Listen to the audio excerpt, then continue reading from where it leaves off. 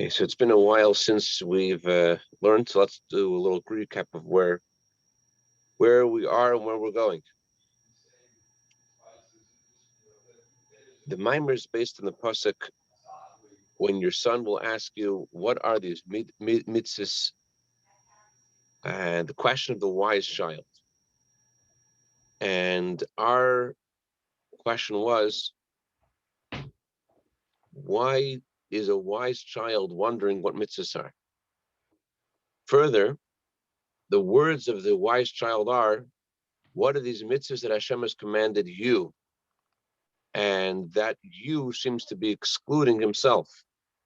And we're trying to understand, why would a wise child say that he doesn't know what mitzvahs are, and why would he say that only you have to do mitzvahs and he doesn't? So what we've discovered is that the wise child is specifically negating the mitzvahs that were done before the giving of the Torah. And he is saying, now Hashem has commanded us to do physical mitzvahs, and the physical is the most important, and that's what is the most impactful in regards to our religious experience. Our Hashem wants us to do physical mitzvahs, and that's what changes the world. So his question is, why is the physical so important? And we weren't satisfied with this, because if that was his only intent, he could have said, what are these mitzvahs that Hashem has commanded us? And that would have also been exclusive to exclude the mitzvahs that were performed before the giving of the Torah. Before the giving of the Torah, the mitzvahs were just meant to enhance our spiritual experience, such similar to the way that our physical expression, our vocal expression to our prayers is meant to enhance our concentration. So similar way, Avraham, Yitzchak, and Yaakov did physical mitzvahs merely to enhance their spiritual experience of the mitzvahs, but it wasn't directed at the physical performance per se. But our mitzvahs, which are done physically, for the sake of the physical act itself, and how that physical act does the draws down godliness to this world. The wise child's question is correct. What is so great about physical mitzvahs? But what isn't understood is, why does he say, what are these physical mitzvahs that Hashem has commanded you? And then we had our next question, which is the order that he phrases his question. What are these eidos, chukim, mishpatim? That order doesn't seem to fit with any way of looking at the mitzvahs. Eidos are those mitzvahs which, once Hashem has explained them, we can explain. We could say, okay, these are mitzvahs which are meant to testify to certain things that Hashem has done for us, like the mitzvah of eating matzah testifies to the fact that Hashem has taken us out of Mitzrayim. Those are mitzvahs which are pseudo-rational. Then there are mitzvahs which are completely rational, that we would have figured out even if the Torah would not have been given chas v'shalom. And then there are mitzvahs which are completely above human rationale. So the mitzvahs should have been either listed from the mitzvahs which are the most rational to the super rational, or from the super rational towards the rational. But the way the wise child asks the questions is out of order. He puts the middle class first, then the chukim, and then he puts the mishpatim at the end. But what's the reason for that? And also the father, in responding to the child, he only mentions the chukim and he excludes the other two categories. So there must be something about this order, and we want to know what that was about. So what we did so far is that we've learned that every mitzvah has in it various components. It's not that there are just three classes of mitzvahs, but every mitzvah itself has three components. What's unique about the category of eidos is that eidos represent the essence of a mitzvah. Now, a mitzvah is the will of Hashem. And this class is called a testimony because the essence of Hashem is something which is beyond human understanding, to the extent that you can't even say it's beyond human understanding. Saying it's beyond human understanding seems to suggest that human understanding is somewhat of a pedestal that would contrast what we're talking about. It's beyond human understanding. But regarding the essence of Hashem's desire, you cannot say that it's beyond, that it's within human understanding. You can't even say it's beyond human understanding. Instead, it is beyond the realm of human understanding completely, and the essence of a mitzvah is the will of Hashem, and that is the very core of the mitzvah. The chukim mitzvahs, on the other hand, their function is that they're super rational, which indicates that they have something to do with human logic. In other words, that they're meant to convey to us that Hashem wants us to push our logic aside to fulfill His mitzvahs. The chukim mitzvahs are specifically beyond logic in order to give us something in our connection to Hashem. Hashem wants us to put our logic aside. That's what the chukim mitzvahs are meant to convey to us. So it's not about the essence of Hashem's desire per se. It's rather about how Hashem's desire is beyond logic. That's where we basically got up to last time. The distinction between the Eidos and the Chukim is that the Eidos are testimony. It's something which requires testimony, because you can't figure it out with your logic. You can't deduce it with your logic. It's something which requires a testimony because it's hidden, referring to the essence of God's desire beyond our logic. It requires a testimony.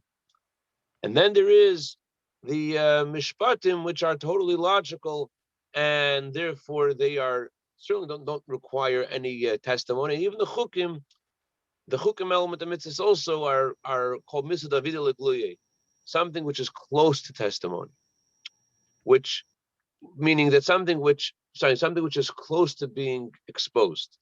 There are some things in halacha that they require testimony, but don't require testimony with the full the full strength of testimony. Something that requires a pseudo testimony, like the halachas about kosher, to just figure out if something has a mixture of milk and meat. So according to the Beis Yosef, you're allowed to ask a non-Jew to taste the food. Why? Because eventually, whatever the guy has testified will be discovered if it has a taste of milk and meat or it doesn't taste of milk and meat. So it's something which is close to something which is going to be exposed, and therefore doesn't require a real testimony. Doesn't require something that would go through the full discernment of halacha. So that corresponds to the element of mitzvahs which are beyond logic but close to logic. There corresponds also, we said, to the three kinds of divine energy in creation.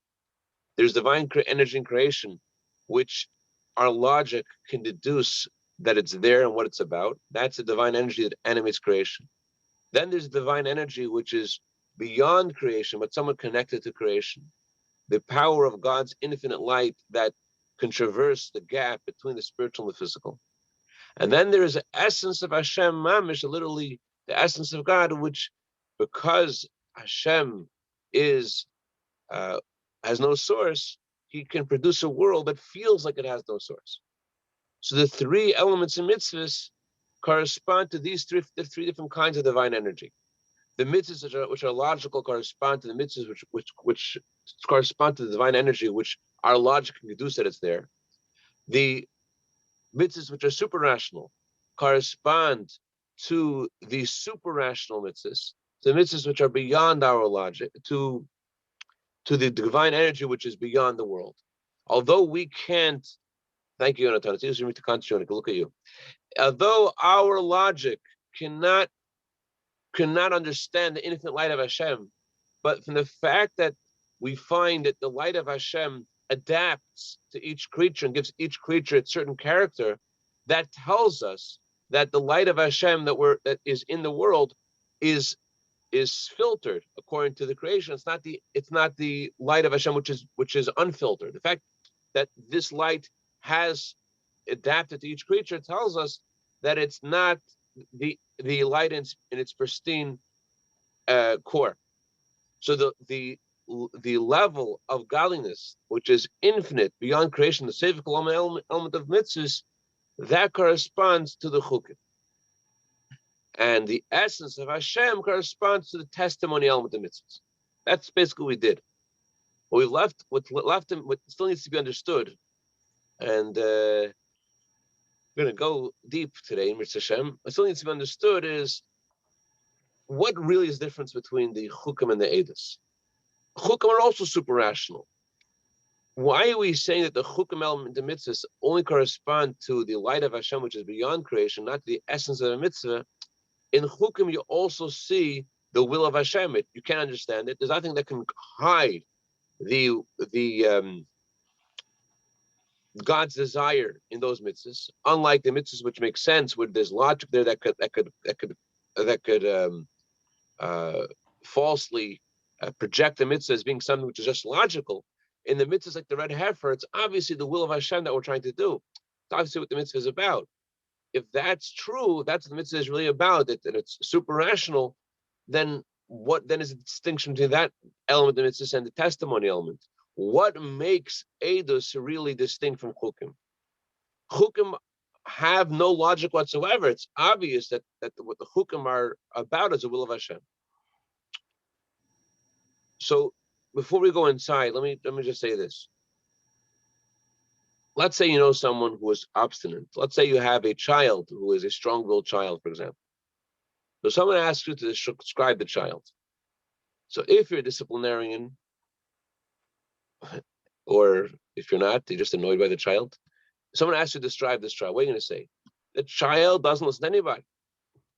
If you're a, let's say, more of a Jewish mother type of person, the child is very intelligent, the child is very caring, the child likes having lasagna. There's many things you know about the child besides the fact that they're strong-willed, right? So, but for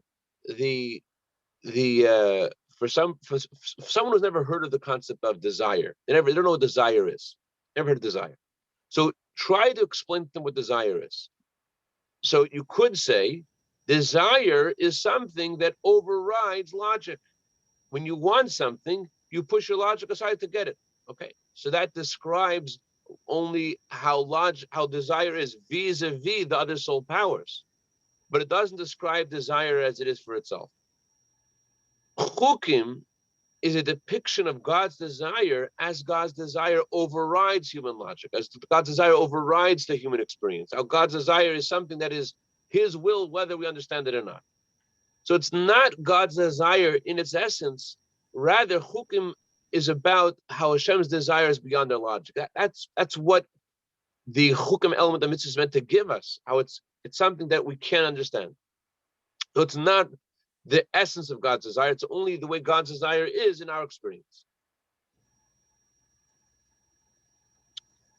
Does that make sense? Does it make sense? Okay, great.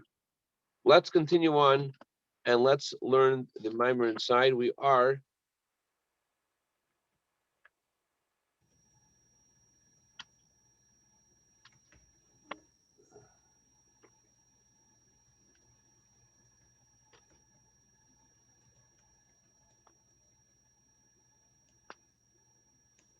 okay. Let's continue on in the mimer. We're up to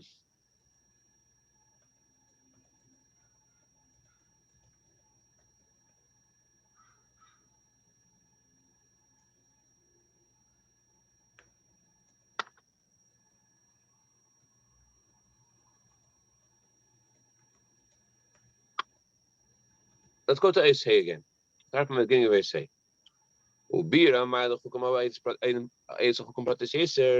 To explain the virtue of the mitzvahs called edus and how they surpass the mitzvahs called chukim in more detail. Even though chukim are also obviously Hashem's will, there is desire beyond logic. You understand this by first prefacing what the previous Rebbe says in the Maimer, that the word chukim means to be engraved. When something is engraved, so it's part and parcel of the object upon which it's engraved. So that's why chukim indicates something which is not something which is foreign to godliness, rather something which is so to speak, one with godliness. Even though they're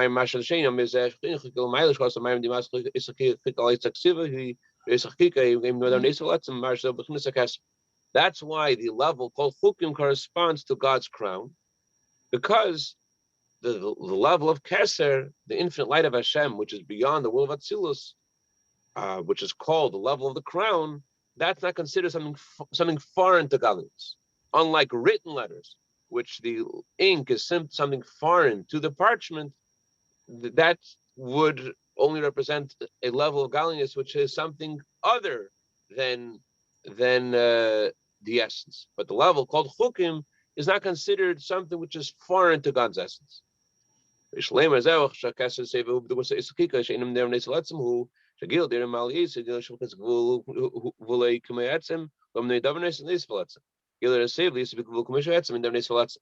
level of godliness which animates creation, because this level of godliness adapts towards each creature, and it's not infinite, it's considered something which is foreign to God's essence.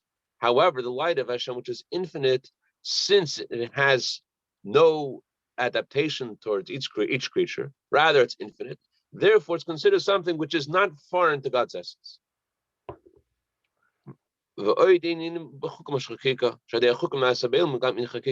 There's another element in the chukim, and that is chukim means to engrave.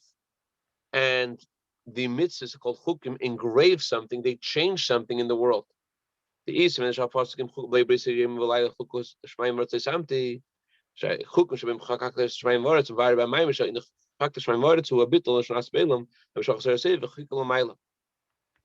word chukim means to engrave, because not only because of the high divine origin of these mitzvahs, but also because of the effect they have in the world.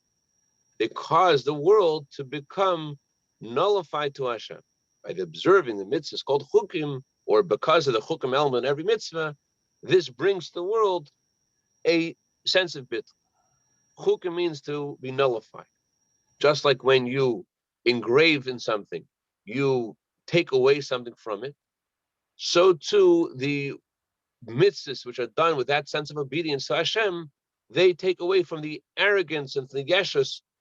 Chassidim use the expression, the Welt liked, the world lies. The world lies, and the very nature, the way Hashem made the world is that it says a lie. It says, I am.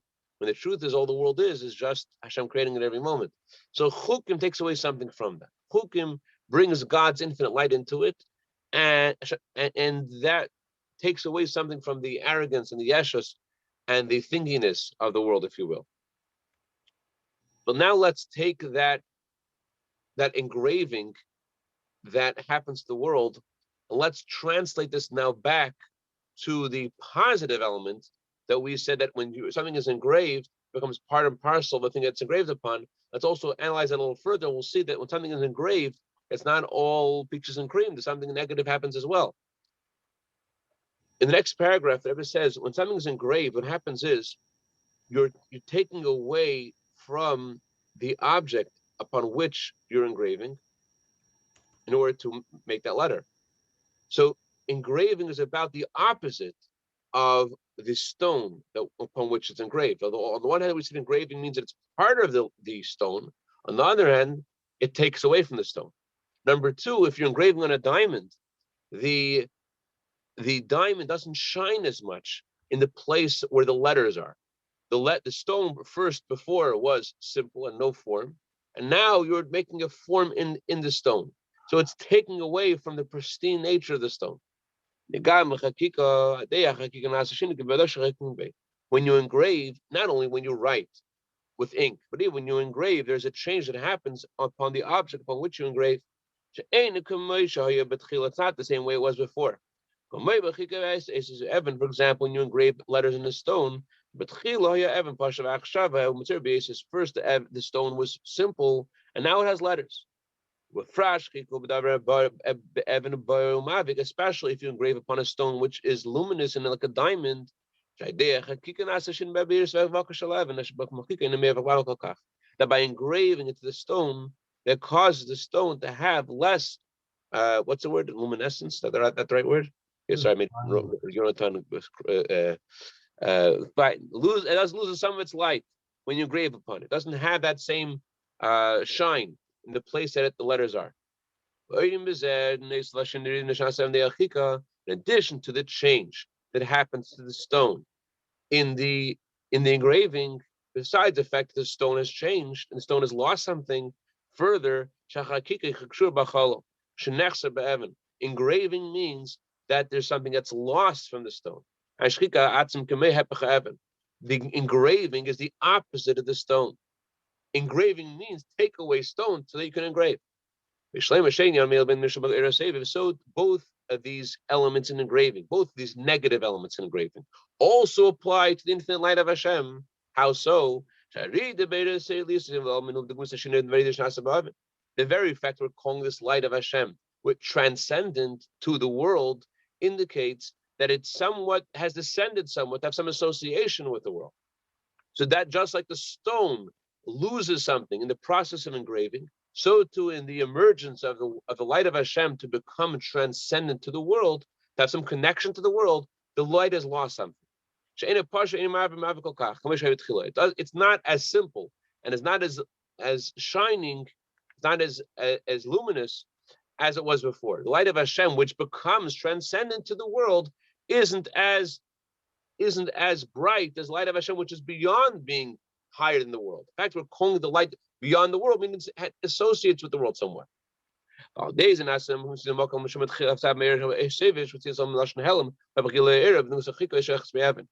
just like when you engrave, what happens? You have to take away from the stone to engrave. So too, the light of Hashem, which is called transcendent, is actually the source for creation. Because there is a light of Hashem which has been diminished to the extent that it can be caused transcendent to the world, that light is what produces a creation. So although on the one hand we're saying it's engraved, it's not something foreign to godliness, not something foreign to God's essence. On the other hand, the fact that we're using the term engrave also indicates its deficiency, that it is something that lends the existence that's the opposite of light. That there could be a world, which the word world means concealment. This light of Hashem, which is beyond creation and everything, is actually the source for there to be creation, the source for there to be concealment. What does that do with chukim? So too is this true regarding the mitzvahs which are super rational. The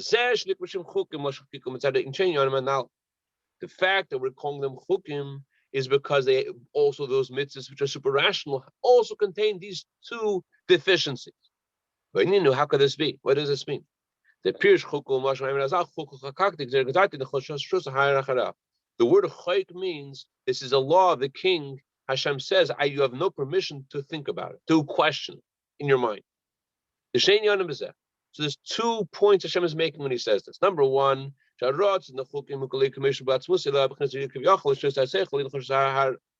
is saying, I'm not talking about my desire per se. I'm talking about my desire vis-a-vis your experience. You have no permission to think about it. Just like we said, that the stone is changed by the engraving, and because you have engraved upon the stone loses some of its light. So too, we're talking about the will of Hashem vis-a-vis our understanding. We're not talking about the pristine desire of Hashem. Rather, we're talking about the way of Hashem's desire affects us, the way it affects our logic, the way it affects our experience, not the essence of Hashem's will. Further,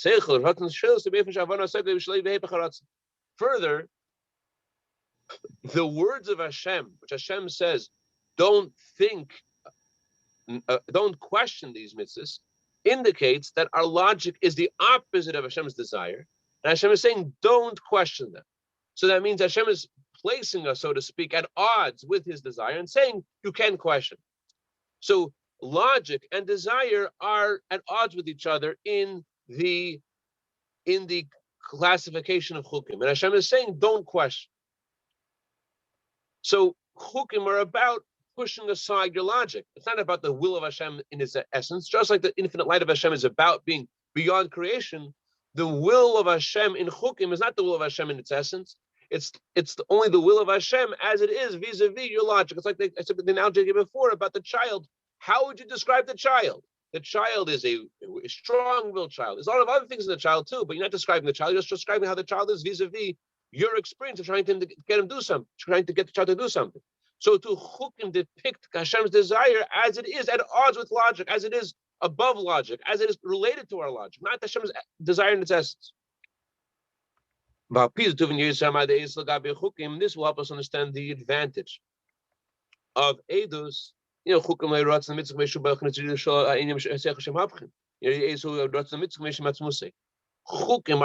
are the way mitzvahs are in a way of negating human logic. Chukim are the way mitzvahs are to push aside our experience and our feelings and say, follow what Hashem says, despite the fact that your mind doesn't agree and your heart doesn't agree. That's what chukim are about. But what are Eidos about? Eidos aren't about us, period. Eidos are just about the will of Hashem.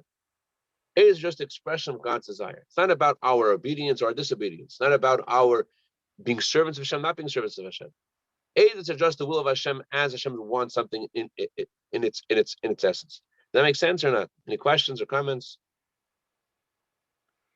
There have been a number of science fiction movies which have always the core of it as they travel out into space and they come across, I think it was 2001 was the name of the movie, they come across some amazing obelisk and everybody goes, and they realize that there's something beyond creation. This is an eternal theme. But I think your point about engraving shows that when you see something engraved, that means it's beyond the nature of whatever has created that object. And there's an intelligence that is beyond the creation. And that's been the theme of a lot of these movies, of approaching and trying to find God. And that's was engraved. Is that what you're saying? That you have engraving? This movie is, I think it's Stanley Kubrick was the director. And I think the movie is called 2001 or something like that. Somebody can help my memory, but Stanley Kubrick was definitely the director. Space Odyssey, yeah. What is it called? 2001 Space Odyssey. Yes, thank you. Yeah. So what's your point? But the point is that when you see something giving you a message which is embedded within the substance of its creation, it means that the message is beyond the substance of its creation. The rock doesn't engrave itself. Right. So that's what we were saying before about the infinite light of Hashem. The fact that you see the light of Hashem adapt to creation and give each creature its character, that tells you there must be something which is not adapting, which is causing the lower light of Hashem to adapt.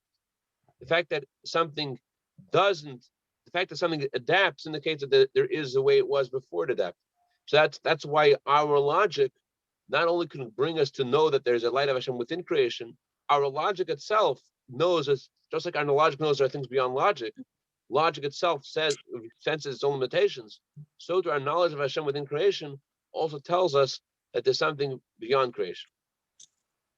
All right. Mr. Hashem, we will see Mr. Hashem tomorrow how this relates to the various lights of Hashem. Mr. Hashem tomorrow. Have a great day, Dr. Bressman. Great day, Roberto. Great day, David. Great day, Innocent. Great day, Yonatan. Later out.